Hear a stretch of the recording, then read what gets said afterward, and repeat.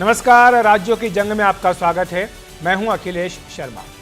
झारखंड में पहले दौर का प्रचार खत्म होने के बाद नेता दूसरे दौर के प्रचार में जुट गए हैं। कल यहां पर मतदान भी होना है। गृह मंत्री अमित शाह ने आज धनबाद में रैली की और कांग्रेस और जेएमएम पर तीखा हमला बोला। उन्होंने कहा कि यह घोटाला करने वाली सरकार है। अमित शाह ने यह भी कहा कि बीजेपी सरकार आने पर घुसपैठियों को चुन चुनकर बाहर निकाला जाएगा। वहीं बीजेपी अध्यक्ष जेपी नड्डा ने गिरिडीह में रैली कर महागठबंधन पर हमला बोला। उन्होंने कहा कि जहां जेएमएम, आरजेडी और कांग्रेस है, वहां भ्रष्टाचार और परिवारवाद का बोलबाला है। इस बीच कांग्रेस ने आज झारखंड के लिए अपना घोषणा पत्र जारी किया। कांग्रेस ने 250 यूनिट बिजली फ्री करने का वादा किया है। साथ ही जातिगत जनगणना कराने और युवाओं के लिए सभी सरकारी नियुक्तियां 1 साल में करने का भी वादा किया गया है। हेमंत बाबू घुसपैठिए को लाल जाजम बिछाकर बुलाते हैं। आपकी युवाओं रोजी रोटी नौकरी एक घुसपैठिए ले जा रहे हैं।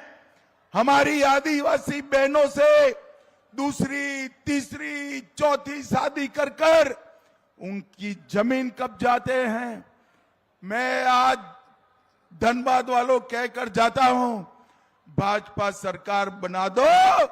एक एक घुसपैठिए को चुन चुन कर भारत के बाहर निकालने का काम भाजपा सरकार। इतना ही नहीं, कोई नया घुसपैठिया झारखंड में ना आ पाए, इसकी भी चिंता हम करेंगे। वहीं बीजेपी अध्यक्ष जेपी नड्डा ने कहा कि जहां पर जेएमएम, आरजेडी और कांग्रेस है, वहां पर भ्रष्टाचार है। जहां कांग्रेस पार्टी है, जहां आरजेडी है, वहां भ्रष्टाचार है। जहां झारखंड मुक्ति मोर्चा है, जहां कांग्रेस पार्टी है और जहां आरजेडी है, वहां भाई भतीजावाद है। जहां झारखंड मुक्ति मोर्चा है, जहां कांग्रेस पार्टी है और जहां आरजेडी है, वहां परिवारवाद है। आपने याद रखना, ये परिवारवाद के सूचक हैं, ये भ्रष्टाचारी करने वाले लोग हैं और ये भाई भतीजावाद करने वाले लोग हैं और ये आपके हक के हिस्से को लूटने वाले लोग हैं। वहीं झारखंड के मुख्यमंत्री हेमंत सोरेन ने आज बोकारो के गोमिया विधानसभा क्षेत्र में रैली की। उन्होंने बीजेपी पर हमला बोला। उन्होंने कहा कि बीजेपी ने हमेशा झारखंड के साथ साजिश की है। हम लोगों ने सरकार गिराने के हर दिन का षड्यंत्र देखा और यहां तक कि हमको मुख्यमंत्री के रूप में जेल डालने का भी काम को देखा। हमारे विपक्ष हमारी सरकार को गिराने के लिए एन के एन प्रकारेण रोज सपना देखता, रोज सुबह उठ करके मेरा टांग खिंचाई शुरू करता, झूठा झूठा आरोप लगा करके जेल में भी डाल दिया। लेकिन जिसके सर पर झारखंड के मूलवासी, आदिवासी, गरीब, दलित, आदिवासी, पिछड़ा अल्पसंख्यकों का आशीर्वाद हो, तो उसका कोई भी बाल नहीं बांका कर सकता। झारखंड में पहले चरण की कल 43 विधानसभा सीटों के लिए मतदान होने जा रहा है। ये 43 सीटें ही झारखंड में सत्ता की तस्वीर और दलों की तकदीर तय करेंगी। इन सीटों पर मुख्य मुकाबला एनडीए और सत्तारूढ़ महागठबंधन के बीच है। 2019 के चुनाव में पहले चरण की सीटों पर महागठबंधन ने बाजी मारी थी। बीजेपी यहां पर 43 में से केवल 13 सीटें ही जीत पाई थी, जबकि कांग्रेस जेएमएम गठबंधन को 26 सीटें मिली थी। इनमें कांग्रेस के खाते में 8 और जेएमएम के खाते में 17 सीटें गई थी। आरजेडी के खाते में 1 सीट आई थी, जबकि आजसू, जो कि बीजेपी के साथ इस बार चुनाव लड़ रही है, पिछली बार अलग लड़ी थी, वो कोई सीट नहीं जीत पाई थी। बाबूलाल मरांडी की जेवीएम को 1 सीट मिली थी, अन्य के खाते में 3 सीटें आई थी। पहले चरण में कई राजनीतिक दिग्गजों की भी परीक्षा होनी है। इनमें पूर्व मुख्यमंत्री चंपाई सोरेन समेत 4 पूर्व मुख्यमंत्रियों के पुत्र, पत्नी और बहू शामिल हैं। सरायकेला से पूर्व मुख्यमंत्री चंपाई सोरेन चुनाव मैदान में हैं। घाटशिला से उनके बेटे बाबूलाल सोरेन बीजेपी के उम्मीदवार हैं। पोटका से पूर्व मुख्यमंत्री अर्जुन मुंडा की पत्नी मीरा मुंडा चुनाव मैदान में हैं। तो वहीं जगन्नाथपुर सीट से पूर्व मुख्यमंत्री मधु कोड़ा की पत्नी गीता कोड़ा चुनाव मैदान में है। जबकि जमशेदपुर पूर्व सीट से पूर्व मुख्यमंत्री और अभी ओडिशा के राज्यपाल रघुवर दास की बहू पूर्णिमा साहू चुनाव मैदान में उतरी है। पहले चरण में दोनों ही गठबंधनों ने अपने बड़े नेताओं को प्रचार में उतारा है और किसने कितना दम लगाया इस पर भी एक नज़र डाल लेते हैं। अगर प्रधानमंत्री नरेंद्र मोदी की बात करें तो यहाँ पर उन्होंने 3 रैलियाँ की, जबकि कांग्रेस की ओर से नेता प्रतिपक्ष राहुल गांधी ने भी 3 रैलियाँ की। पीएम मोदी ने एक रोड शो भी किया है रांची में, और वहीं राहुल गांधी ने एक संविधान सम्मान सम्मेलन भी संबोधित किया। और दोनों ही सियासी खेमों ने इस बार वादों की झड़ी लगाई है। बीजेपी ने कई बड़े चुनावी वादे किए हैं। इनमें गोगो दीदी योजना की अगर बात करें तो इसके तहत महिलाओं को हर महीने 2100 रुपये देने का वादा बीजेपी की ओर से किया गया है। इसी तरह 500 रुपये में एलपीजी का सिलेंडर देने का भी वादा बीजेपी का है। हर परिवार को साल में 2 मुफ्त सिलेंडर, युवाओं के लिए 5 लाख स्वरोजगार का सृजन, 2,87,500 सरकारी पदों पर भर्तियां करने का भी वादा बीजेपी ने किया है। अग्निवीरों को सरकारी नौकरी देने का भी वादा है। आयुष्मान योजना में 10 लाख रुपए तक का मुफ्त इलाज देने का भी वादा है। ओबीसी को 27% आरक्षण।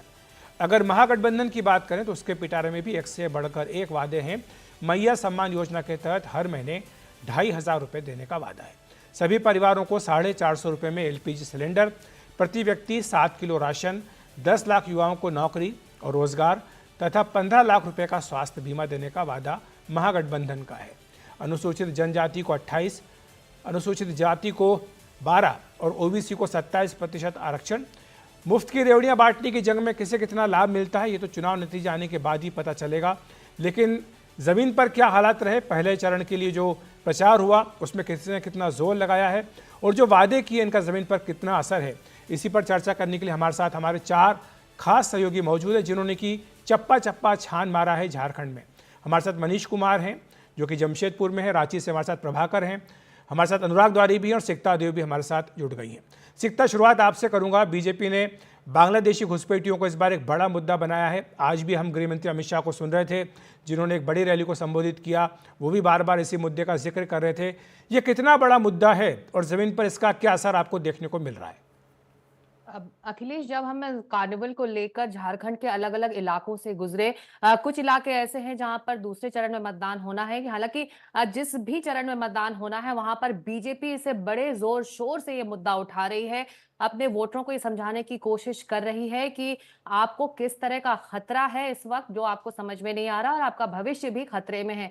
ऐसे में आदिवासियों की चिंता को लेकर बीजेपी लगातार वार कर रही है इंडिया ब्लॉक पर और ये जमीन पर भी दिखा है। हालांकि ये देखना होगा अखिलेश कि आखिर जिन इलाकों में झारखंड मुक्ति मोर्चा या फिर इंडिया ब्लॉक हावी है या उनकी जो सीटें हैं, जो रिजर्व सीटें हैं, जो आदिवासी बहुल इलाके हैं, वहां पर वाकई उस लॉयल्टी को बीजेपी एक तरह से उसको अलग करने में या उसमें अंदर घुसकर एक तरह से अच्छा परफॉर्म करने में कामयाब हो पाएगी या नहीं और रेजोनेट करेगा कि नहीं वो आदिवासी वोटर्स में ये मुद्दा। लेकिन बीजेपी पूरी कोशिश कर रही है जमीन पर कि ये मुद्दा एक बड़ा मुद्दा है जिसे आदिवासी वोटर्स समझें और एक बार बीजेपी को मौका दें ताकि इस तरह की घुसपैठ को और जो उनकी डेमोग्राफी में बदलाव आ रहा है जिस पर बीजेपी और तमाम बड़े नेता, प्रधानमंत्री से लेकर उसके जो उम्मीदवार भी हैं बीजेपी के अखिलेश, वो लगातार अपने बहसों में जो हमारे इलेक्शन कार्निवल की चर्चाओं में शामिल हुए, लगातार इसी मुद्दे को अखिलेश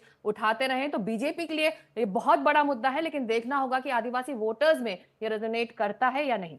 बिल्कुल, तो सिकता यही सवाल अनुराग के पास लेकर चलते हैं। अनुराग, आपने काफ़ी दौरा किया है संथाल का, खास तौर से क्या मुद्दे हैं आदिवासियों के लिए, क्योंकि आदिवासी वोट काफ़ी महत्वपूर्ण माने जाते हैं, वही तय करते हैं कि झारखंड में सरकार किसकी बनेगी।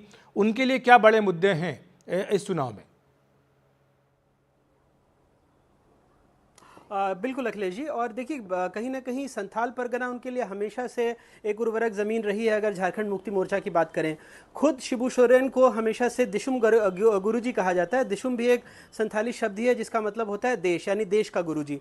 77 के चुनाव में उनको सफलता नहीं मिली, लेकिन 1980 आते आते जो 7 सीटों पर, और वो भी सारी संथाल परगना की थी जब अविभाजित बिहार था 18 में से 7, फिर 18 में से 7, और फिर धीरे धीरे झारखंड मुक्ति मोर्चा अपनी पैठ बनाती गई। और एक तरह से मैं जिन इलाकों में घुमा हूँ, खास करके संथाल परगना में, देखिए मुद्दे तो वही हैं, सड़क, स्वास्थ्य सुविधाएं बहुत लचर हैं। खुद मुख्यमंत्री हेमंत सोरेन जहां 4 दशकों से बरहेट सीट का, जहां उनका या उनके परिवार या झारखंड मुक्ति मोर्चा का कोई और नेता उसका प्रतिनिधित्व करता है, बहुत ख़राब हालत है। आपको कहीं से नहीं लगेगा कि कोई ऐसी वीवीआईपी सीट है, वहाँ पर स्वास्थ्य सुविधाएं लचर हैं, वहाँ पर पीने के पानी की सुविधा नहीं है ठीक से, कई गांव ऐसे हैं जो बिल्कुल कटे हुए हैं।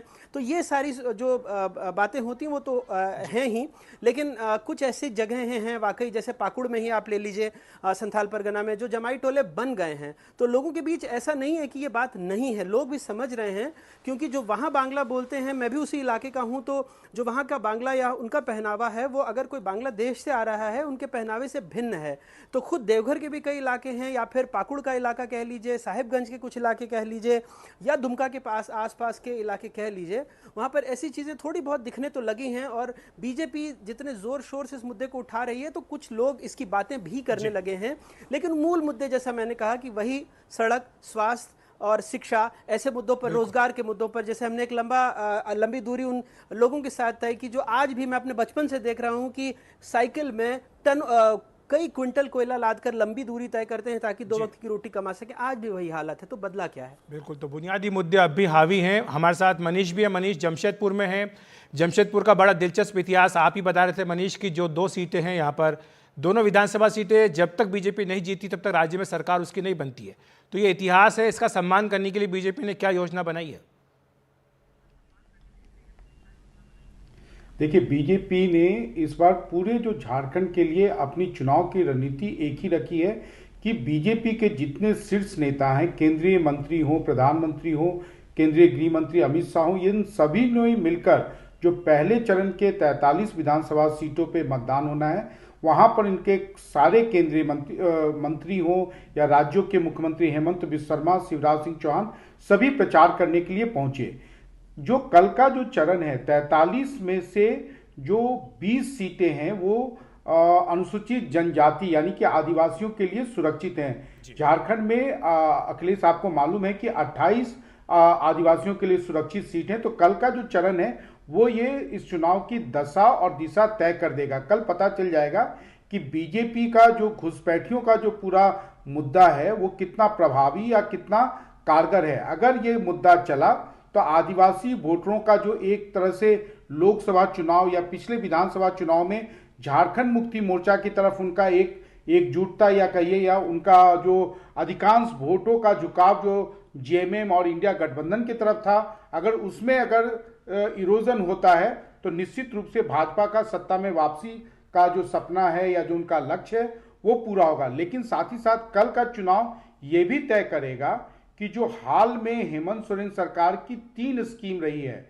एक जो आपको मालूम है मैया स्कीम, जिसके तहत जो है पिछले 4 महीनों के दौरान और जिसका जो फ्रेश इंस्टॉलमेंट है वो कल यानी कि सोमवार को महिलाओं के 50 लाख से अधिक महिलाओं के खाते में आया है।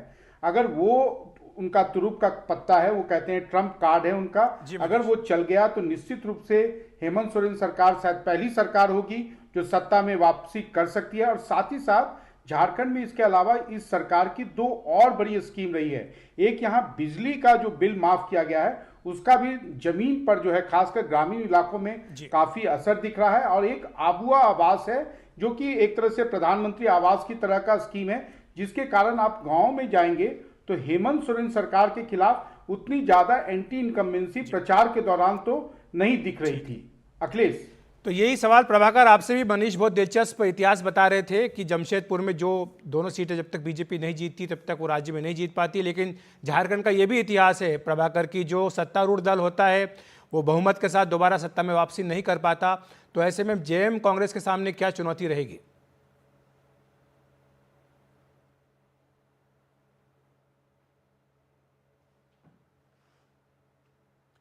आपकी आवाज हम तक नहीं पहुंच पा रही प्रभाकर जी।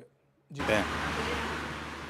हाँ, हम जब जी अखिलेश, क्या मेरी आवाज़ आ रही है आपको? हाँ, आ रही है। जी, जो तो मैं बता रहा था कि जैसा हम बात करते हैं, जब गांव में लोगों से बात करते हैं तो उन्हीं बुनियादी मुद्दों की वो बात करते हैं और उन्हीं बुनियादी मुद्दों की आज भी लोग चर्चा करते हैं। हालांकि अगर आप इसको एक बड़े पर्दे पे देखेंगे, इस पूरे कैंपेन को, चाहे वो एनडीए का कैंपेन हो या इंडिया ब्लॉक का कैंपेन हो, तो 3 मुद्दों पे जाके पूरा कैंपेन अटकता है। पहला है आदिवासियों का मुद्दा उनको, और झारखंड एक ऐसा प्रदेश है जहाँ पर अगर आदिवासियों का समर्थन आपको नहीं है तो आप सरकार बनाने की नहीं सोच सकते। और इसी कारण से आपको लगातार पिछले 15 दिनों से घुसपैठिए और अवैध घुसपैठिए और बांग्लादेशी घुसपैठिए जैसे शब्द सुनाई दे रहे हैं। तो वो बेसिकली घुसपैठियों की बात नहीं कर रहे हैं, वो आदिवासियों को ये मैसेज देने की कोशिश कर रहे हैं कि अगर आप हमारे साथ आओगे तो इन घुसपैठियों को हम बाहर निकालेंगे, और ये घुसपैठिए आपके रिसोर्सेज में आपकी हकमारी कर रहे हैं। तो एक आदिवासियों की बात हो रही है, दूसरी महिलाओं की बात हो रही है, और दोनों तबका महिलाओं की बात कर रहा है। वो चाहे 1000 रुपये मैया सम्मान योजना की बात हो, चाहे बीजेपी का 2100 रुपये देने की बात हो, या फिर उसके काउंटर में जेएमएम का 2500 रुपये का ऐलान हो। महिलाओं के खाते में पैसे जा रहे हैं, महिलाओं को लुभाने की कोशिश है। और दूसरा एक बड़ा ऐलान जो बीजेपी ने किया है वो 1 रुपये में ज़मीन की रजिस्ट्री।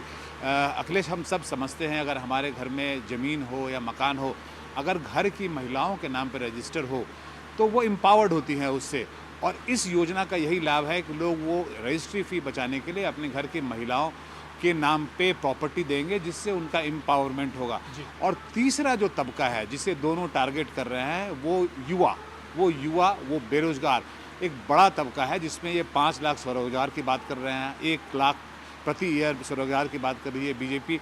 जो ग्रेजुएट अनएम्प्लॉयड हैं उन्हें स्टाइपेंड देने की बात कर रही है 5000 रुपये। तो इन्हीं 3 मुद्दों पे आप देखेंगे, चाहे वो नरेंद्र मोदी हो, अमित शाह हो, बड़े नेता हो एनडीए के, या फिर इंडिया ब्लॉक के बड़े नेता हों, वो इन तीनों मुद्दों पे लड़ रहे हैं। और जैसा हम अभी बता रहे थे, आपका कल का जो चुनाव है वो बड़ा ही दिलचस्प होगा और डिसाइसिव होगा कल, क्योंकि बहुत सारे जो ट्राइबल बहुल क्षेत्र हैं वहाँ पे चुनाव होना है। तो कल एक्चुअली पता चल जाएगा कि हवा किस ओर बह रही है।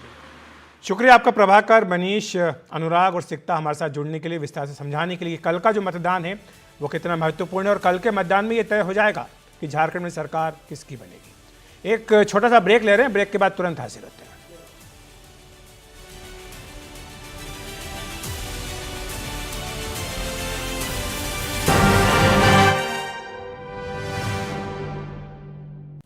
महाराष्ट्र में आज लगातार दूसरे दिन उद्धव ठाकरे के बैग की तलाशी ली गई। कल भी उनके बैग की तलाशी ली गई थी। इससे नाराज उद्धव ठाकरे ने पूछा कि क्या चुनाव आयोग प्रधानमंत्री नरेंद्र मोदी, गृह मंत्री अमित शाह का बैग भी चेक करेगा। उद्धव ठाकरे के हेलीकॉप्टर को भी उड़ान भरने की अनुमति नहीं दी गई।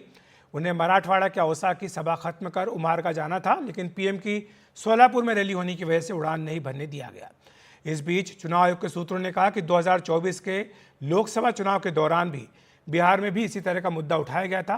तब यह स्पष्ट किया गया था कि एसओपी का पालन करते हुए 24 अप्रैल को भागलपुर में बीजेपी अध्यक्ष जेपी नड्डा और 21 अप्रैल को कटिहार में गृह मंत्री अमित शाह के हेलीकॉप्टरों की तलाशी भी ली गई थी।